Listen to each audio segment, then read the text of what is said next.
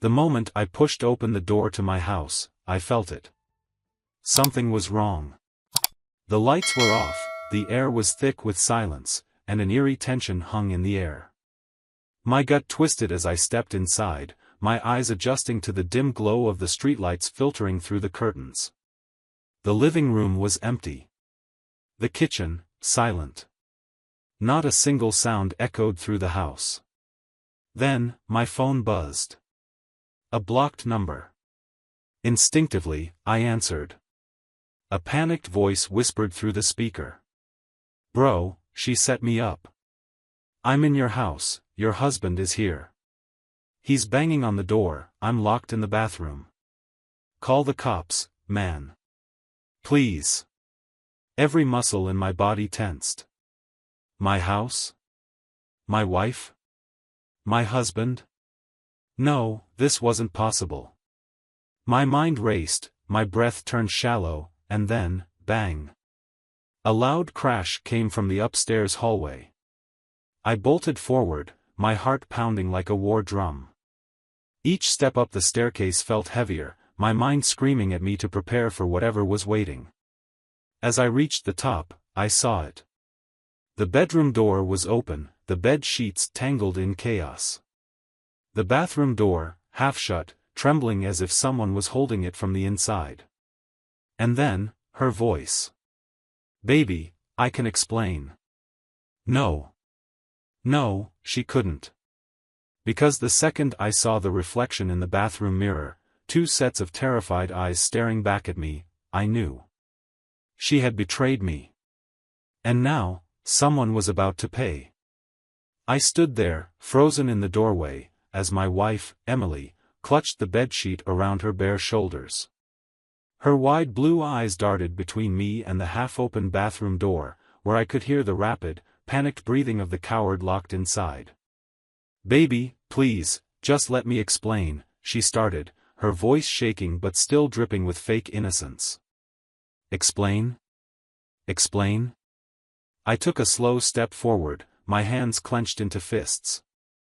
"So go ahead, Emily," I said, my voice disturbingly calm. "Explain why some guy is hiding in my bathroom, in my house, after screwing my wife." She opened her mouth but hesitated, her brain scrambling for a lie good enough to save her. She had always been a manipulator, a professional liar, capable of twisting any situation in her favor. But this time, she wasn't going to sweet-talk her way out. From behind the bathroom door, a muffled, trembling voice spoke up. "Look, man, I didn't know she was married. She told me she was single." That sent a new wave of rage surging through my veins. I turned back to Emily. "You told him you were single?" My voice was low, deadly. She stammered. It's not like that. I didn't think it mattered." "Oh, it matters, Emily." I roared. "It matters a hell of a lot when my wife is out here spreading her legs and playing the victim." Tears started to form in her eyes. Fake ones. I knew her too well. She wasn't crying because she felt bad, she was crying because she got caught. I wasn't falling for it. I took another step closer, and she instinctively backed away, bumping into the bedpost. "How long?" I demanded. She sniffled, rubbing her arms. It just happened a few times." "Lie," I shot back. "Try again." She hesitated. A nervous swallow. "Okay, maybe, a couple of months." "Keep going." Her lip trembled. She glanced at the bathroom door, then back at me. "Almost a year," she finally admitted in a small voice. I sucked in a sharp breath. A year. A whole goddamn year of sleeping next to me, kissing me goodbye in the mornings, pretending she was out with the girls, while she was really sneaking off to be with him. The worst part? I hadn't even seen it coming. I turned my gaze to the bathroom door. "You. Get the out." There was a long pause before it creaked open, and out stepped the sorry excuse for a man who had been screwing my wife behind my back. Jason. Mid-30s. Blonde. Nervous as hell. He held his hands up like I had a gun pointed at him. Look, man, I swear, I didn't know. I moved so fast he didn't have time to react. My fist connected with his jaw, sending him crashing against the bathroom counter. He groaned, clutching his face, but I wasn't done. You didn't know? I spat, grabbing him by the collar and yanking him up. Didn't know she was married? Didn't notice the ring on her finger? Didn't see the pictures of me in the goddamn house? I threw him backward. He stumbled, crashing into the shower door. Pathetic. Emily screamed, rushing between us. Stop. Just stop it, Daniel. It's not his fault. Oh, it's not his fault? I echoed, laughing bitterly. So what, it's just yours. She hesitated.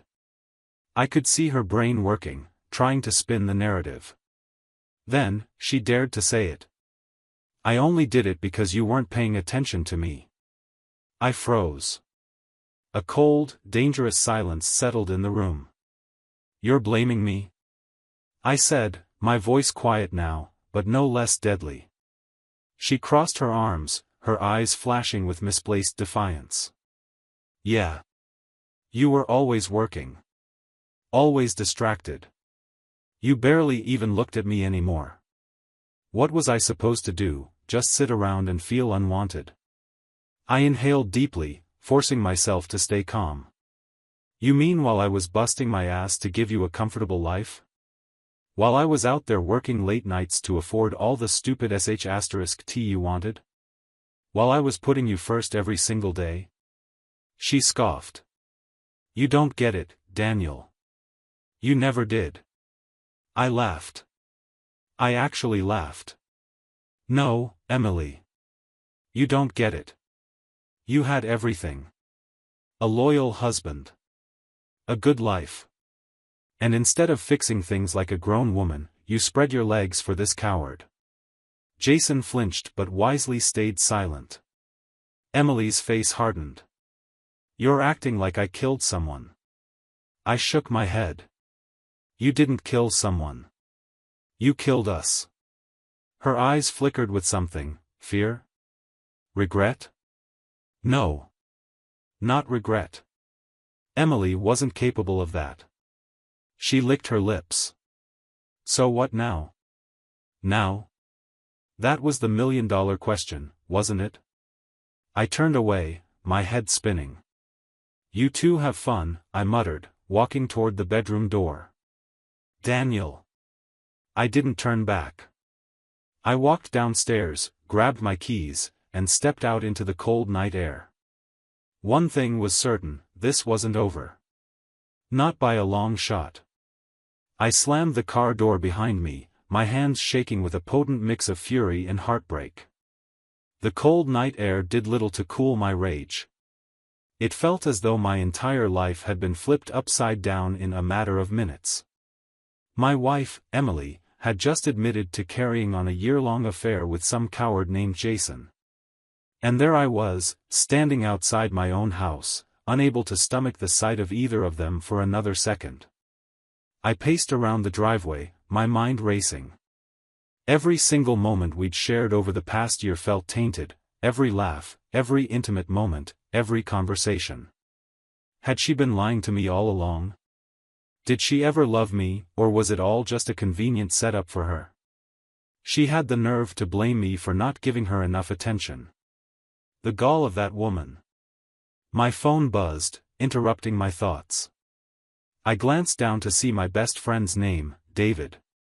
He was probably the only person who could talk me down right now. I picked up.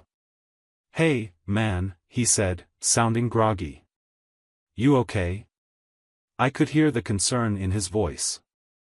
I told him everything in a rapid, furious tirade, how I found out, the confrontation, the scumbag in my bathroom. David let me vent until I finally paused to catch my breath. "That's messed up," he said quietly. "You want me to come over?" I hesitated. Part of me wanted to be alone. Another part of me feared I might do something stupid if I didn't have someone around to keep me grounded. "Yeah," I finally said. "Meet me at the gas station on the corner.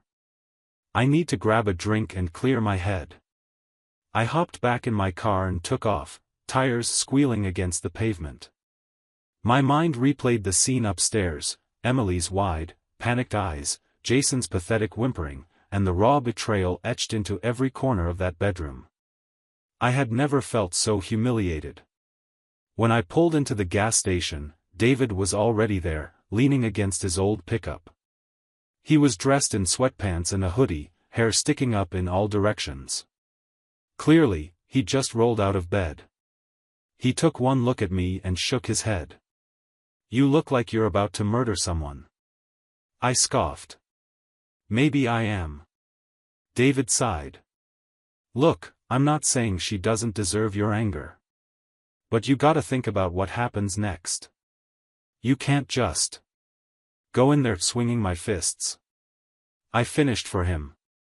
"Yeah, well, I already did that." Clocked Jason in the face. David's eyebrows shot up. "You serious?" "Dead serious." The jerk had it coming. He nodded, clearly conflicted between approval and worry. "I get it, man. But this can get ugly fast. You might need a lawyer." "This is big." A lawyer. The thought of it made my stomach churn. But I knew he was right. Emily might try to spin this whole thing as my fault, she was manipulative enough to do it. I took a deep breath and exhaled slowly. "All right," I said. "First thing tomorrow, I'll call one. But right now, I need to see if that snake is still in my house." David frowned. "You going back there tonight?" "I can't leave him there with her. I don't trust either of them. God knows what kind of story they'll cook up." David clapped a hand on my shoulder. "Then let's do this. I'm with you." We hopped back into our cars and drove to my place. As soon as we pulled up, I noticed something strange. Emily's car was gone, and so was Jason's. The house was completely dark. I killed the engine and stared at the empty driveway. "What the hell?" David stepped out of his truck, scanning the area. Maybe they left together. That thought made my blood boil again. She was my wife, yet she left with him? Without even trying to make amends or talk it through. Anger flared in my chest, but I forced myself to keep it together. We headed inside, flicking on lights as we went. The house felt hollow, as though the betrayal itself had sucked out any warmth that once lived here. I walked into the bedroom, noticing the rumpled sheets, the faint scent of cheap cologne. My stomach turned. "She's gone," I muttered, stating the obvious. "Probably ran off to his place." David nodded slowly, taking in the scene. "Guess you don't have to kick him out again, at least." I tried to laugh, but it came out as a bitter rasp. Small victories, right? We made our way back downstairs, and I collapsed onto the couch, burying my face in my hands. David sat beside me, silent for a moment. Then he said, "You need a plan. If she's gonna be this nasty about it, you gotta protect yourself. Financially, legally, everything." I knew he was right, but my head was spinning. I couldn't stop imagining Emily and Jason, sneaking around behind my back, laughing at how clueless I'd been. How many times had she lied to my face with that innocent smile of hers? A year. A whole year of sneaking around. Then, like a cruel joke, my phone buzzed. This time, it was a text. From Emily. "You're pathetic, Daniel. Couldn't even keep me interested. I'm staying with Jason tonight. Don't try to find me." My blood ran cold. I showed David the message. He let out a low whistle. That's cold, man. I reread it, each word slicing deeper into my pride. She didn't even bother to apologize. She was blaming me for her infidelity, calling me pathetic, and rubbing her new arrangement in my face. I clenched my jaw, fighting the urge to smash my phone. She wants a war? I growled. She'll get one. David stood up, rolling his shoulders like he was getting ready for a fight. So what's the move? I rose to my feet, adrenaline coursing through my veins. First, I'm changing the locks. Then I'm calling a lawyer. And after that? I paused, picturing Emily's smug face. I'm going to remind her exactly who she's messing with. David nodded, a grim determination lighting up his eyes. I'm with you. Let's make some calls. Because if Emily thought she could just waltz out of my life, humiliate me, and walk off into the sunset with Jason, she had another thing coming. I wasn't going to be her doormat. Not anymore. I sat on the couch, gripping my phone so tightly I thought I might break it. Emily's text burned in my mind. You're pathetic, Daniel. Couldn't even keep me interested. I'm staying with Jason tonight. Don't try to find me. The audacity. The sheer, disgusting arrogance. She cheated on me, lied for a year, and now she had the nerve to throw it in my face like it was my fault. David leaned against the wall, shaking his head as he read the message over my shoulder. Man, she's something else. This isn't just cheating, this is straight up evil. I exhaled slowly, forcing myself to think. If I acted purely out of emotion, I'd lose. And I refused to let her or that pathetic excuse for a man get the upper hand. She thinks she can just walk out like this, I muttered. Like she's untouchable. David cracked his knuckles. So what's the plan? I finally looked up at him, my mind clearing. First thing in the morning, I'm calling a lawyer. I need to know exactly where I stand. Then I'm shutting her out of my life, financially, legally, everything. David grinned. And tonight? A slow, cold smirk formed on my lips. Tonight, I make sure she remembers who she's messing with. The first thing I did was change the locks.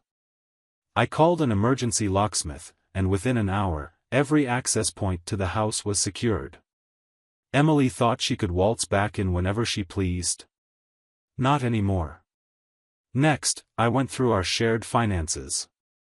She had a credit card under my name that she had been using for years. I cancelled it immediately. If she wanted to shack up with Jason, let him pay for her shopping sprees and spa days. As I scrolled through the bank statements, something caught my eye: hotel transactions. My pulse quickened. This wasn't just casual cheating. She had been sneaking off to hotels, spending our money on him.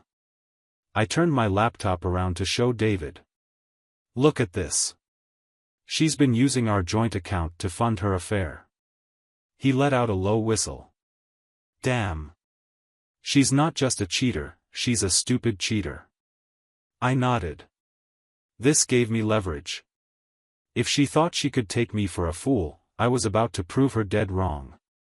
Then, I made the final move of the night. I picked up my phone and composed a text. Daniel, you're staying with Jason? Good. Stay there. Locks are changed, your cards are cancelled, and I found the hotel receipts. Hope he can afford to keep you, because you're not getting another cent from me. I hit send. Within minutes, my phone buzzed. Emily, are you serious? You can't do this. Asterisk. I chuckled. Watch me. Another buzz. Emily, Daniel, stop acting like a child. You know I need access to my money. I stared at the screen, shaking my head. She had some nerve. I replied, you lost the right to call it our money the moment you started screwing another man behind my back. Figure it out, sweetheart. Her next message came almost instantly. "Emily, you're overreacting. Let's talk like adults." I scoffed. Now she wanted to talk. Now that she realized she was cut off. I didn't reply. Let her sweat. It was nearly 2 a.m. when a loud banging on the front door jolted me awake. David, who had passed out on the couch, sat up groggily. What the hell? I walked to the door, heart pounding. I had a feeling I knew exactly who it was. I yanked the door open. Emily. She stood there, arms crossed, wearing an oversized hoodie, probably Jason's. Her expression was a mix of fury and desperation. "Daniel, let me in," she demanded. I leaned against the doorframe. "Nah. Don't think so." Her jaw clenched. "Don't be a child. We need to talk." I laughed bitterly. "We could have talked before you spent a year lying to my face. You made your choice, Emily." She took a step forward, but I didn't move. "Come on, Daniel. Don't do this." I tilted my head. "Oh, you mean don't do exactly what you did to me? Don't betray, humiliate, and discard someone like they're nothing?" She huffed. "Fine. Be dramatic. But you can't just cut me off like this." I smirked. "I already did." Her nostrils flared. "I'll take legal action if I have to." I crossed my arms. "You want to play that game? Go ahead. But I've got the bank statements showing you used our joint money for your little hotel escapades. Pretty sure that makes you look real bad in court." That shut her up. Her lips parted slightly, but she quickly composed herself. "This is low, Daniel," she finally muttered. I shrugged. "Not as low as cheating on your husband for a year and then blaming him for it." She opened her mouth to say something, then closed it. She knew she was out of moves. I sighed dramatically. "Look, Emily, I'll be nice. You can come back tomorrow and grab your stuff. But after that? We're done." Her expression darkened, but she knew she had no choice. "Fine," she spat. "But you'll regret this." I grinned. "Doubt it." And then, for the first time in years, I shut the door on Emily. For the first time since this nightmare started, I felt like I had won. I stood at the door, listening to Emily's angry footsteps fade into the night. The weight on my chest didn't lift, but something inside me settled. I had finally shut her out, both from my house and from my life. David let out a low whistle from behind me. "Damn, bro. That was brutal." I exhaled sharply, running a hand through my hair. "Yeah, well, she had it coming." David nodded. "And she knows it. You saw her face when you mentioned the bank statements? She's scared, man. She thought she was gonna walk away from this scot-free." I smirked. Not a chance. But I knew Emily. She wasn't going to just accept this. She was stubborn, manipulative, and worst of all, vindictive. This wasn't over. I woke up to a pounding headache. Maybe it was the stress. Maybe it was the fact that my entire marriage had just gone up in flames. David was already awake, sitting at the kitchen counter with a cup of coffee, scrolling through his phone. "Any news?" I grumbled, rubbing my face. He looked up. "Yeah. Your wife's been busy." I frowned and walked over. He turned his phone screen toward me. Emily had posted on Facebook. "Some men are so weak, they can't even keep their wives happy. When a woman strays, maybe the problem isn't her. Maybe it's the man who failed her." The rage was instant, burning hot and deep in my chest. She wasn't just moving on, she was painting herself as the victim. David whistled. "She's good, I'll give her that. She's playing the poor, unappreciated wife card." I clenched my jaw. She thinks she can just rewrite the story? He shrugged. It's what cheaters do. They don't take responsibility. They justify it. I laughed bitterly. She wants a war. Fine. Let's give her one. That afternoon, I sat in a sleek office across from Mr. Carter, one of the best divorce attorneys in town. The man looked like he'd seen every dirty trick in the book, and from the way he smiled after I explained the situation, he already knew how to handle this. You've got leverage, he said, steepling his fingers. The financial records of her affair spending? That's golden. Judges don't look kindly on cheaters, especially ones who steal from their spouse. I nodded. So what's the next step? He leaned forward. First, we file first. That puts you in control. Then, we request full financial disclosure. If she's been hiding anything else, we'll find it. We'll also push for zero spousal support on the grounds of infidelity. I exhaled. Good. Do it. He grinned. Oh, and one more thing, since she technically abandoned the marital home, we can argue she has no claim to it. If she doesn't contest, you keep everything. I blinked. Wait. I could keep the house? He nodded. If she's staying with Jason, she has no legal ground to demand access to this property. For the first time in days, I smiled. Emily thought she could walk all over me. But she was about to learn exactly what it felt like to be discarded. That night, I was at home, waiting for Emily to come get her stuff. She texted me earlier. Emily, be there at 8. Don't make a scene. Oh, the irony. At 8:15, she pulled up.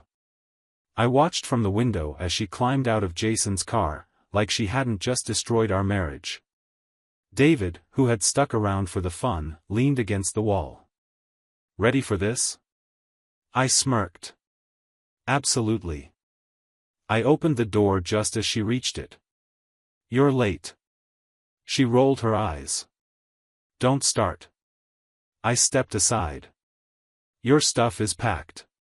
It's in the garage. She walked past me, her eyes scanning the house, like she was expecting some kind of last-minute emotional breakdown from me. Not happening. When she reached the garage, I followed her. She stopped short when she saw the boxes, neatly stacked, labeled Emily's trash in bold black marker. Her face turned red. Are you serious? I shrugged. Just calling it what it is. David snorted from behind me. Emily crossed her arms. You're being childish. I leaned against the doorframe. Says the woman who posted about me on Facebook instead of apologizing? She scoffed. I don't owe you anything. I chuckled. You're right. But you do owe me your wedding ring. Her face twisted. What? I held out my palm. Give it back. She hesitated, gripping her left hand. I bought it, I reminded her. You don't get to wear it while playing house with Jason. For a moment, I thought she'd refuse. But then, with a bitter glare, she yanked it off and threw it at my chest. I caught it effortlessly. Good, I said, pocketing it. Now get your sh*t and get out. Her mouth opened, but I turned around and walked back into the house before she could get the last word. David followed, laughing. Dude, that was legendary. I smirked. She wanted drama. I gave her closure. We watched through the window as she hurled her boxes into Jason's car, slamming the door shut before speeding off. And just like that, Emily was gone. 2 days later, my lawyer filed the divorce papers. Emily tried calling me. I didn't answer. She texted. Emily, Daniel, can we talk? Please. I left it on read. She made her bed. Now she had to lie in it. Emily was out of my house, out of my life, or so I thought. I should have known she wasn't going to just disappear quietly. The first sign of trouble came 3 days later. I was at the gym, mid-set, when my phone buzzed. "David, bro, check Facebook." Now. I racked the weights, wiped my hands, and pulled out my phone. What I saw made my blood boil. Emily had posted again. Some men can't handle a real woman, so they turn into bitter little boys. Imagine getting dumped and thinking changing the locks will change the fact that you're a failure. Face with tears of joy #moving on #upgrade. The comments were brutal. "Damn, girl, he sounds like a loser. You deserve better." LMAO, another insecure dude who couldn't keep his wife happy. "I bet he's crying himself to sleep while you're out living your best life." Face with tears of joy. My jaw clenched. This was how she wanted to play it? David's text came through again. "David, we both know she's trying to get under your skin. Don't take the bait." I exhaled slowly. He was right. Emily was desperate for a reaction, but I wasn't going to give her the satisfaction. Instead, I grinned.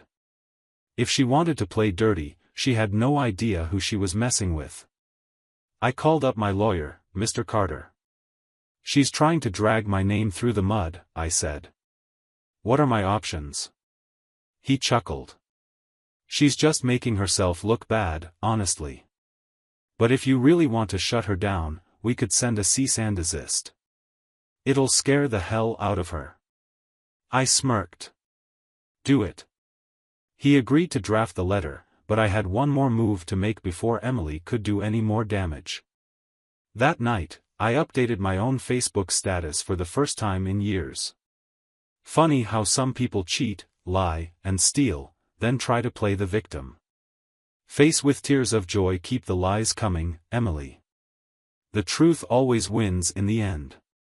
#stay mad #divorce in progress. Within minutes, my inbox exploded. Friends. Family. Even mutual acquaintances. Everyone wanted the tea. Emily must have seen it, too, because not long after, she texted me. "Emily, are you ***ing kidding me, Daniel? Emily, take that post down. Emily, this is childish." I stared at my phone. Then I did exactly what she hated most. I left her on read. The next day, I woke up to a missed call from an unknown number. Curious, I called back. A woman's voice answered. "Daniel? Hi, I don't know if you remember me, but I'm Jason's ex Rachel." I sat up fast. "Jason's ex?" "Yeah," she sighed. "I saw Emily's post. I figured I should warn you, Jason's a piece of ***T. He did the same thing to me that he's doing to you now." My mind raced. "Wait, you're telling me he cheated on you too?" "Oh, multiple times," she said bitterly. "And not just with Emily. That man will screw anything with a pulse. I just thought you should know, in case she actually thinks she has a future with him." I couldn't help it, I laughed. Loud. This was too good. Emily left me for a guy who was going to cheat on her the same way she cheated on me. Rachel continued. "Look, I don't know if you're planning to get revenge or whatever, but if you want dirt on him, I've got plenty." I grinned. "Rachel, I think we're about to become very good friends." That evening, David and I met Rachel at a bar downtown. She was a brunette with sharp eyes, the kind of woman who'd been burned before and wasn't afraid to burn back. "So," I said, taking a sip of my drink. "Tell me everything." Rachel smirked. "Where do I start?" "Jason's broke. He borrows money from his girls and never pays them back. He cheats on everyone. I found out because he left his phone unlocked, and I saw messages from at least 5 different women." David whistled.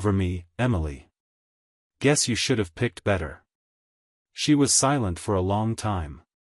When she finally spoke, her voice was different. Smaller. Weaker. "Daniel, can we talk?" I raised an eyebrow. "Why?" "Thought I was pathetic, remember?" She exhaled shakily. I made a mistake." Oh, now she realized it? I grinned. "Too bad, Emily. I don't do second chances." And then, I hung up. David clapped me on the back. "Damn, that was cold." I smirked. "Nah. That was justice." Emily thought she could humiliate me. Instead, she just got played by her own game.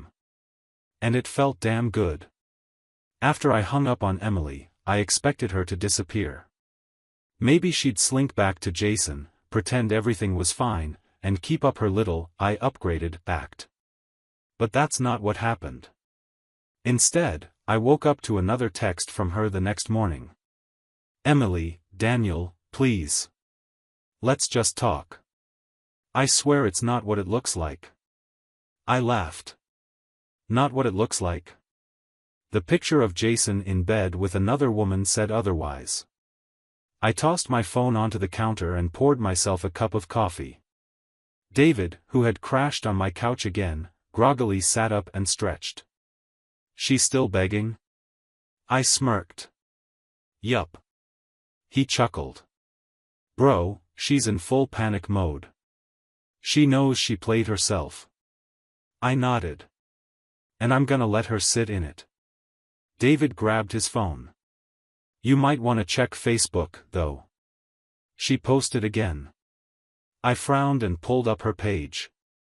What I saw made me burst out laughing. Sometimes, people twist the truth to make themselves feel better. I'm not perfect, but I never deserved this. Some people are just cruel.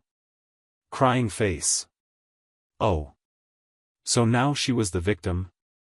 David snorted. She's trying the sympathy card. Classic. I shook my head. Let her. She can play the victim all she wants, but she knows the truth. I spent the rest of the day ignoring her messages. But later that evening, just as I was settling in to watch a game, the doorbell rang. David looked over. "You expecting someone?" "Nope." I stood up, walked to the door, and checked the peephole. "Emily." I sighed. "Of course." David raised an eyebrow. You want to deal with this? I thought about it. I could ignore her, let her stand out there and stew in her regret. But something in me wanted to see it. To see her finally understand that she lost. I opened the door. Emily stood there, arms wrapped around herself, looking completely different from the smug, confident woman who had thrown her affair in my face. Her hair was messy, eyes red-rimmed, and she looked like she hadn't slept. "Daniel," she started, voice small. I leaned against the doorframe, arms crossed. "What do you want, Emily?" She swallowed. "Can we talk?" I smirked. "I dunno. Last time we talked, you called me pathetic. Said I wasn't enough for you. So what changed?" Her face twisted with guilt. I didn't mean that. I was angry." I nodded. "Sure. And when you were sneaking off to hotels with Jason for a year, was that just because you were angry, too?" She flinched. "Daniel, please. I know I screwed up." I tilted my head. "You just figuring that out now? What was it? The locks getting changed? The credit cards getting cancelled? Or was it seeing Jason in bed with another woman?" Her jaw clenched, but she didn't deny it. "That's it, isn't it?" I chuckled darkly. "You thought Jason was your future. Thought he was some kind of upgrade. And now, what? He's already cheating on you, and you want to come crawling back." Tears welled in her eyes. "I don't want him, Daniel. She sucked in a shaky breath. "I just want to fix this." I laughed. Actually laughed. "Fix this?" I repeated. "Emily, you didn't break a dish. You broke our marriage." She reached out, as if to touch my arm, but I stepped back. Her face fell. "You really hate me now, don't you?" I exhaled. "No, Emily. I don't hate you." For a moment, she looked relieved. Then I continued, "I don't care about you at all." Her mouth parted slightly. She looked like I had punched her in the gut. I leaned in just a little. "And that's worse, isn't it? You'd rather me be angry. You'd rather me yell. Because at least that would mean I still feel something." Tears slid down her cheeks.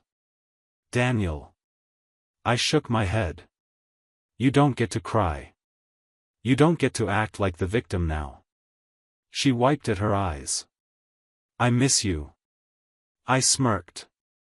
"You don't miss me. You miss the security.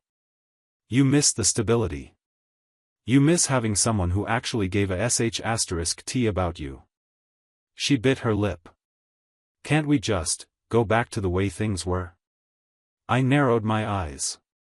"Would you have come back if Jason hadn't cheated on you?" She looked away. I don't know." I nodded. "Exactly." She took a shaky breath. "Can we at least be friends?" I laughed again. "Friends?" She nodded. "I don't want to lose you completely." I tilted my head. "Emily, we aren't friends. Friends don't betray each other." She swallowed hard. I cut her off. "You just don't want to face the fact that you lost everything." Her breath hitched. "So this is really it?" I stared at her, unblinking. Then I closed the door in her face. The next morning, I met with my lawyer. "File the papers," I said. He nodded. "And do you want to contest the assets?" I smirked. "I want her to get nothing." Mr. Carter grinned. "Consider it done." That night, I received one last text from Emily. "Emily, I'm sorry. For the first time, I didn't feel angry. Didn't feel sad. I just felt free." I didn't reply. I didn't need to. She wasn't my problem anymore. I sat in my lawyer's office, watching as Mr. Carter skimmed through the final draft of my divorce papers. He flipped through the pages with the ease of a man who had seen this situation 1,000 times before. "Everything looks good," he said, sliding the papers toward me. "Once you sign, we'll serve her. Given the financial evidence we have, she's not getting a dime." I picked up the pen and hovered over the signature line. For a moment, I hesitated. Not because I had second thoughts, I was done with Emily. But because this moment felt like the end of a long, painful war. A war I had never wanted to fight. Then, I exhaled and signed my name. Mr. Carter smirked. "And just like that, Daniel, you're a free man." 2 days later, Emily got served. I didn't tell her it was coming. I didn't warn her. I just let her open the door to a legal representative handing her a thick envelope. David and I were grabbing lunch when my phone buzzed with an incoming call. "Emily." I let it ring. Another call. Then a text. "Emily, are you serious right now? You actually filed?" I smirked and took a sip of my drink. Damn right I did. That night, Emily showed up at my house again.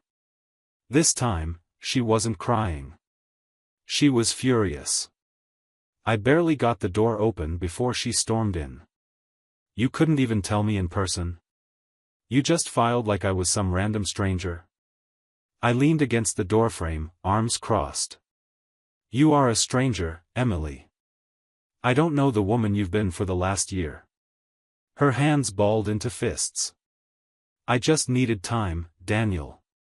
I just needed to figure things out. And you?" I cut her off. "No. You needed attention. You needed validation from someone who made you feel wanted because your ego couldn't handle a stable, loving marriage." She scoffed. "You think you're some kind of saint? You weren't perfect, Daniel." I laughed. "You're right. I wasn't perfect. But you know what I was? Loyal. Something you clearly don't understand." Her face twisted in frustration. "I made a mistake, okay? But you didn't even try to fix this." I narrowed my eyes. "Fix this? Emily, you cheated on me for a year. You lied to my face every single day. You spent our money on your affair, then had the audacity to act like I was the problem. And now you expect me to fix it?" She opened her mouth but had nothing to say. Because she knew I was right. I sighed. "Let me make this simple for you. I don't love you anymore. I don't want you anymore. And after today, I won't even have to think about you anymore." She swallowed hard. "So that's it?" I nodded. "That's it." Her lips trembled. For a moment, she looked like she wanted to say something else. Maybe beg. Maybe fight. But instead, she turned and walked out the door. For the last time. The divorce was finalized faster than I expected. Emily didn't even contest it. Maybe because she knew she had no chance of winning. Maybe because Jason's betrayal had shattered whatever delusions she had. Either way, I won. David and I went out that night to celebrate. "To freedom," he said, raising his beer. I clinked my glass against his. "To never dating another Emily." We both laughed. Then, something caught my eye, a woman at the bar, smiling at me. She was gorgeous, confident, and most importantly, nothing like Emily. David nudged me. "Go talk to her." I smirked. "Maybe I will." Because for the first time in a long time, I felt free. And my real life was finally about to begin.